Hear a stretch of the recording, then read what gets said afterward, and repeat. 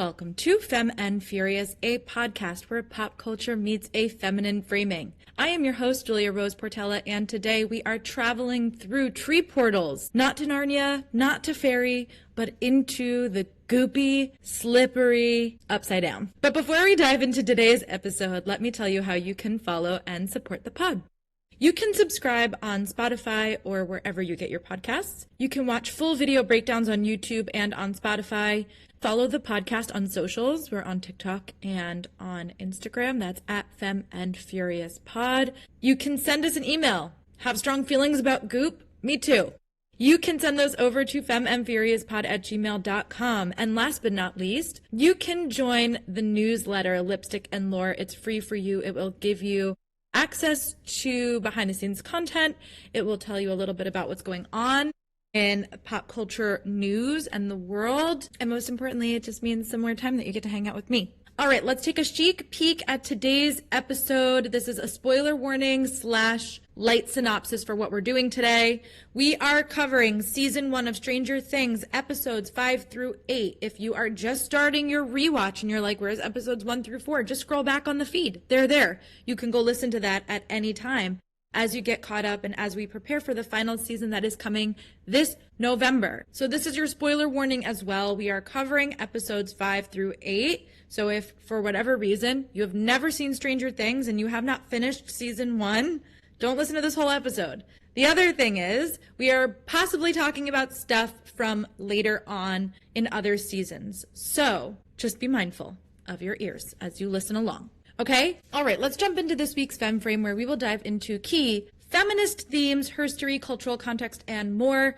I think this is perhaps my favorite Femme Frame that I have ever put together, and I've put some together recently that I've really loved. This is what I am calling a short history, a summarization of slut shaming through time and how it correlates to Stranger Things. Because, sometimes when I'm watching Stranger Things, I'm way less focused on, the Demogorgon and way more focused on the monsters that feel familiar. We can't forget that in this stretch of episodes, before Steve redeems himself, he literally slut shames Nancy Wheeler.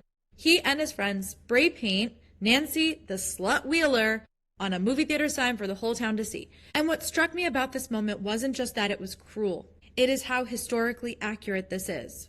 This is not just another teen drama or a 1980s small town expedition. That moment when Steve does this was such a huge part of a centuries-long pattern that has unfolded across the world. Slut shaming has been used over and over again across cultures and across time periods as a way to control women's sexuality and therefore, by extension, women's freedom. So today I want to zoom out and I want to take a short history walk through slut shaming. And when I say short, I do mean this could potentially be a dissertation one day.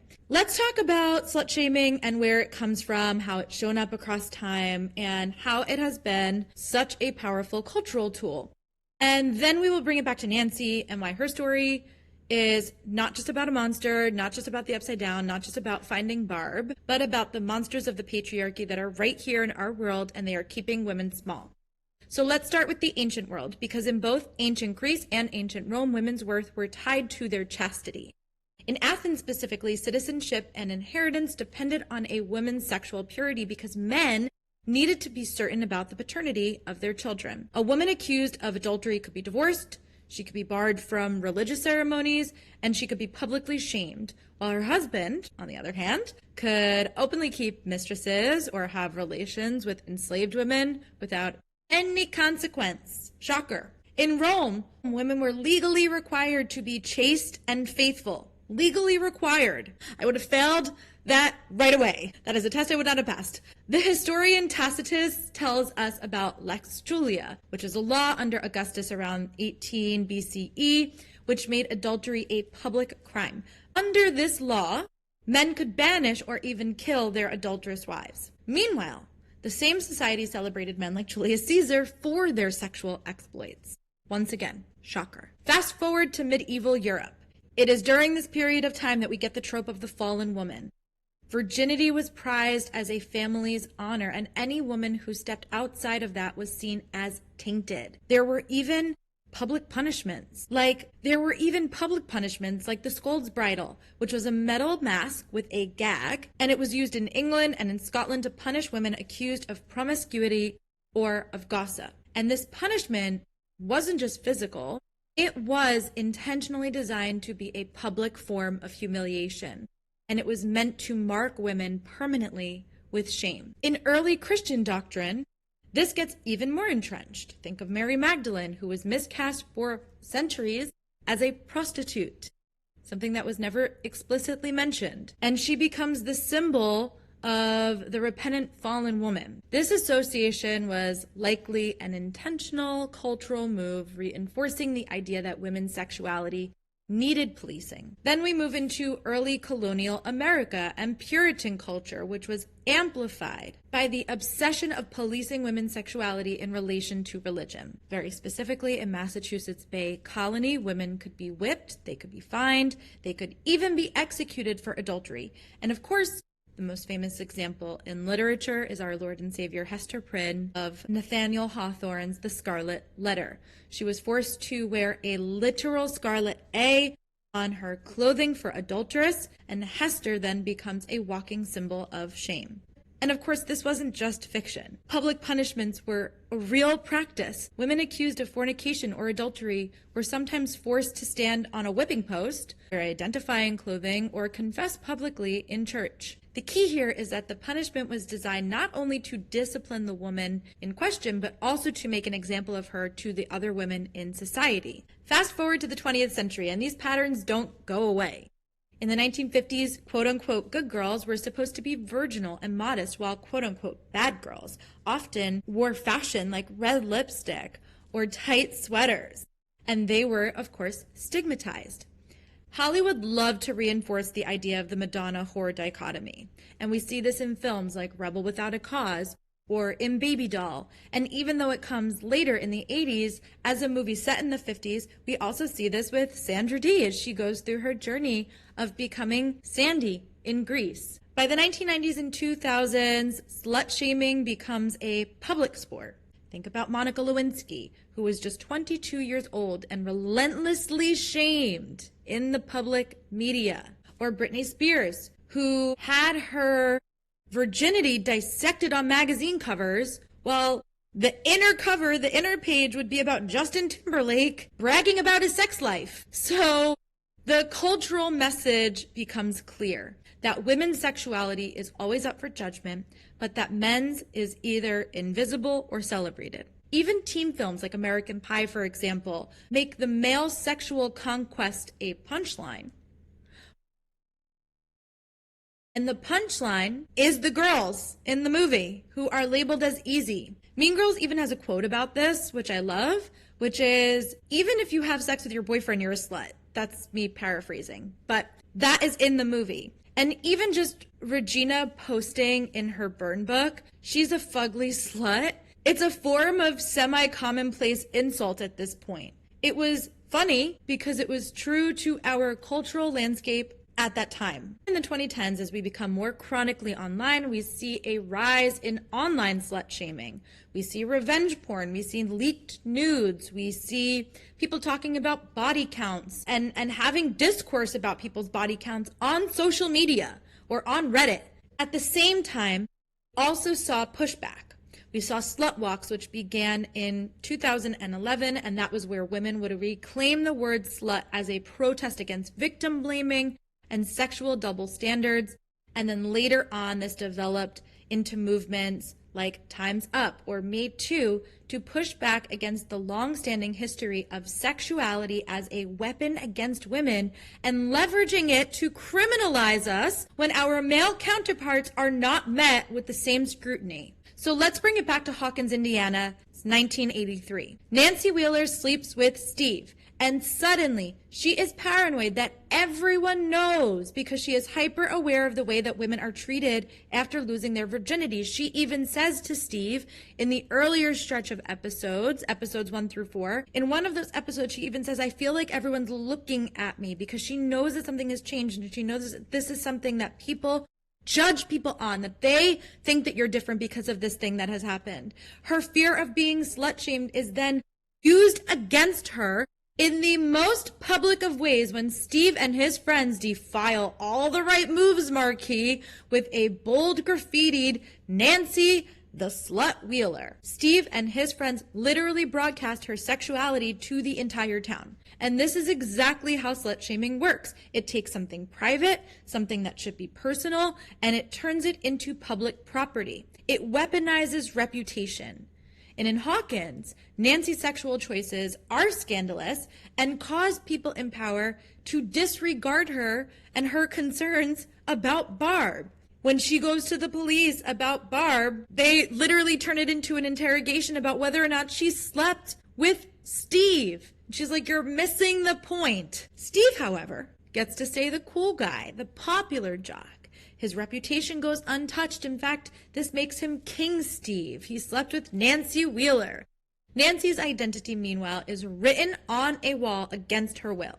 Nancy's story mirrors centuries of women who have been punished for stepping outside of sexual norms, or in the case of Nancy, not even stepping outside of a sexual norm, having a normal sexual experience in losing one's virginity, and then having that information be broadcasted against your will as a form of retribution. What I love, though, is that Nancy doesn't let that be the center post of her story. She has her eye cast on a much larger problem. So when we watch Stranger Things, we're not just seeing the monsters from the upside down, we're seeing monsters from history, centuries of slut shaming that have haunted women far longer than any Demogorgon could. All right, let's jump into our quickie. We are starting with Chapter 5, The Acrobat and the Flea. It is written by Alison Tatlock, and it is directed by the Duffer Brothers. We open with Hopper in his biggest daddy detective era, smooth talking the guards of Hawkins Labs like he's literally about to sell them a used car. And then we see him sneaking into the lab like his life literally depends on it, and honestly, it kind of does. Meanwhile, Lonnie is at Joyce's house, and he is gaslighting the hell out of her. Boo, Lonnie, we hate you. Lonnie is trying to frame Joyce as being on the crazy train. But Lonnie's not there because he wants answers, and he's not there because it's Will's funeral. He is there because he's got dollar signs in his eyes, and we discover that he is plotting a settlement against the quarry company. Divorced absentee dads are their own brand a villain. Across town, the boys in L officially brand the alternate world the Upside Down, give these kids a marketing degree. Dustin, our MVP of the group, notices that his compass is no longer pointing true north. Interesting. And that means that they've got a GPS straight to the mother gate. But it's not just the kids who are busy. Hopper rips his house apart in a bout of full paranoia because he is convinced that the government has bugged it. And guess what? He is not wrong. Nancy and Jonathan are out here bonding over guns in the woods like it's some kind of bizarre romantic montage. And Elle, she's starting to crack under the pressure. Lucas and Mike get into a fight, emotions explode, and Elle literally launches Lucas into a wall. The girl has range. Elle runs off in shame, leaving the boys fractured. And then Nancy finds that tree portal. Spoiler, it does not lead to fairy, and there is not dark princes awaiting her there. It's just slimy, wet nightmare fuel. And Nancy Wheeler girl, you are not ready for what is on the other side.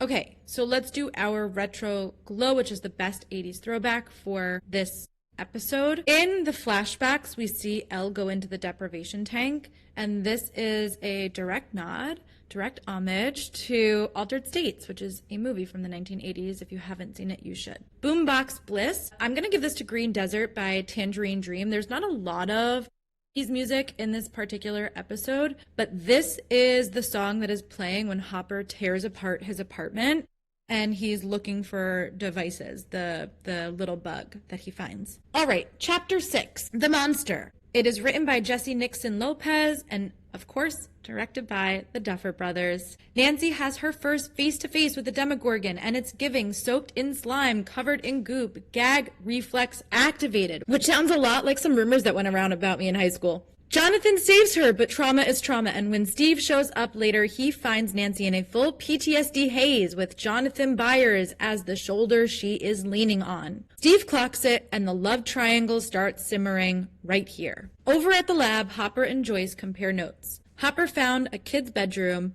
but the drawings weren't, quote-unquote, good enough to be Will's. Then Hopper drops the Terry Ives bomb, and Joyce finally realizes her instincts have been dead on. Meanwhile, Nancy pieces together her own theory. The Demogorgon isn't hunting in packs, it hunts solo, it hunts at night, and she theorizes that it could smell blood. Absolutely chilling. The boys are unraveling. Lucas is angry, and Dustin steps in like the group's emotional glue. Give this child a Nobel Peace Prize. Elle, on her own, goes full feral princess. She walks into a store, she steals Eggos, and then uses her psionic powers out in the real world to prevent herself from being caught.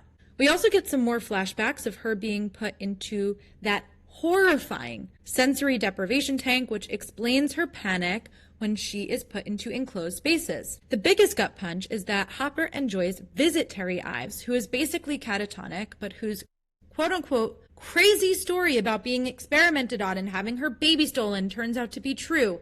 And that baby is Elle. So yes, Brenner is out here kidnapping children and weaponizing them.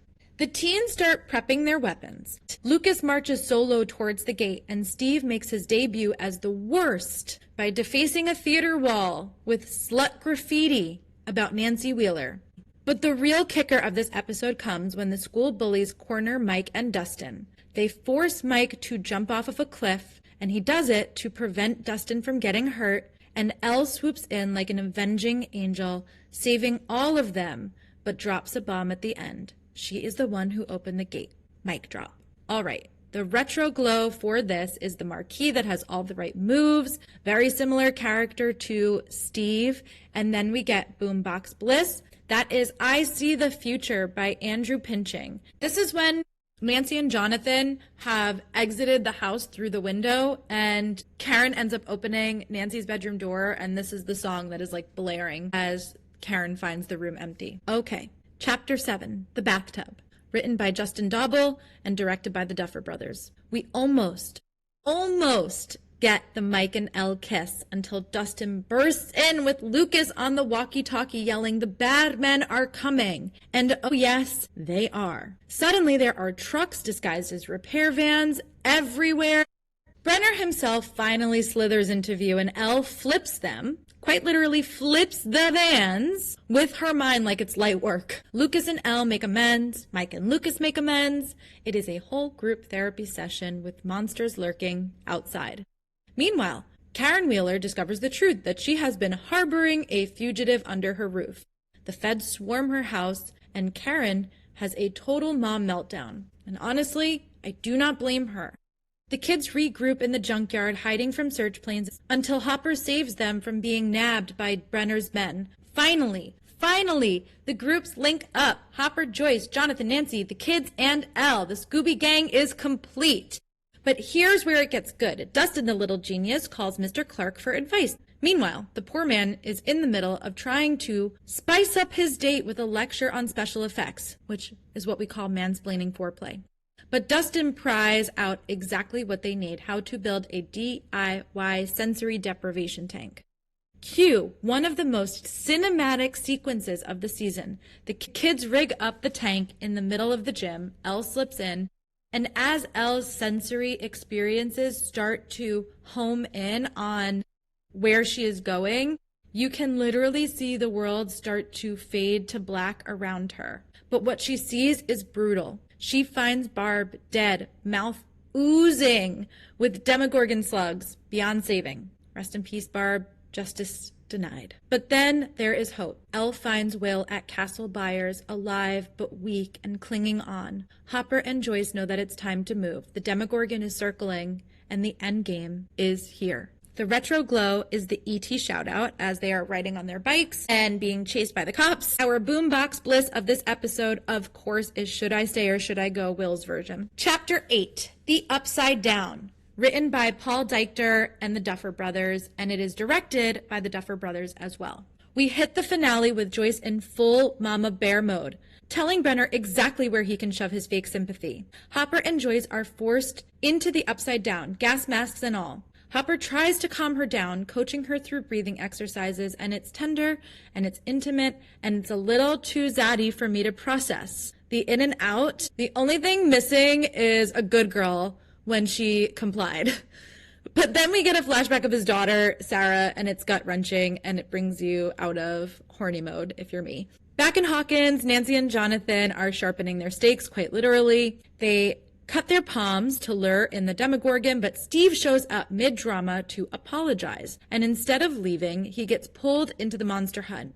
And thank God, because Nail Bat Steve is born. Not to make this episode any more sexual than I already have, but hey, it's a quickie, so why not? When the Demogorgon materializes behind Jonathan and he ends up getting pinned down while the Demogorgon, spits in his mouth, Daddy Demogorgon it is.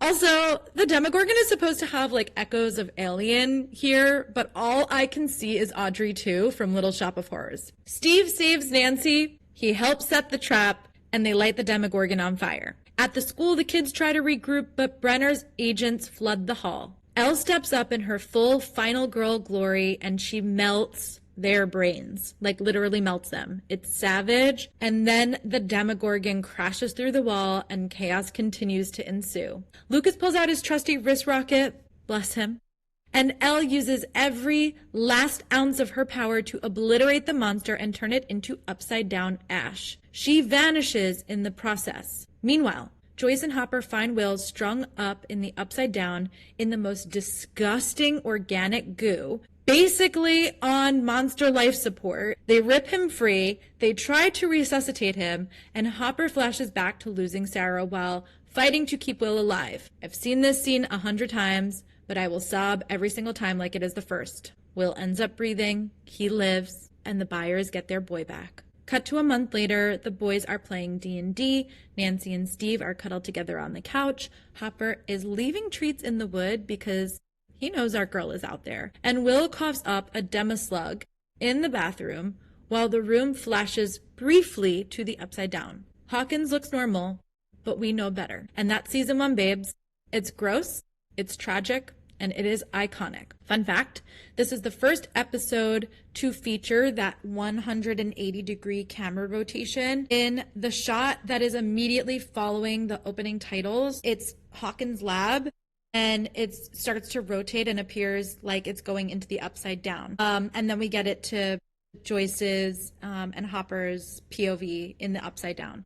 So that's the first time that we get that. It's not the last time, but it just felt notable to me that that's the first time that we get that someone in the upside down and that camera rotation to follow it. Our retro glow for this episode is Will getting an Atari, and the boombox bliss is When It's Cold, I'd Like to Die by Moby, which is when Will is being brought back to life in the upside down. That is such a good song. All right, let's crack open our burn book where we will look at our superlatives for this episode. The Bold and Bothered Award. This is strictly for the Femme Furious. It is the quote or the moment that literally relays the most feminine rage in this episode, and it goes to Karen freaking Wheeler flipping out on Brenner when he asked for her trust, and she is just like, what is going on? That mom moment, that was the realest that Karen ever was across all of the seasons. The Shiro Award. This goes to the baddie who is the most inspiring or the most empowering moment of the episode, and it goes to Elle using her psychic powers to save Mike after he jumps over the cliff into the quarry to save Dustin. The Femme Fatale Award, for the most smash the patriarchy moment of the episode, and this goes to Elle flipping the van. Speak Your Truth trophy. This goes to the best quote or line, and in this episode, it has to go to when Mike is running out the door. He's talking to Karen and he's like, if anyone asks where I am, tell them I left the country. And he just runs, gets on his bike and just goes. And Karen's like, what? What do you mean? But I just thought that quote is so funny. He's like, if anyone asks where I am, just tell them I left the country. All right, honorary heartthrob because I'm just a girl, okay? And I want to talk about the most swoon-worthy moments. And for this episode, it goes to Mike asking Elle to the snowball dance, something that we will get to see come to fruition in season 2. And that is this week's episode of Femme and Furious. Thank you so much for listening. I will be back on Tuesday for episode 10 of The Summer I Turned Pretty, and then we will be back here next Friday for season 2, episodes 1 through 3 of Stranger Things. And until then, if anyone asks where I am, just tell them I left the country.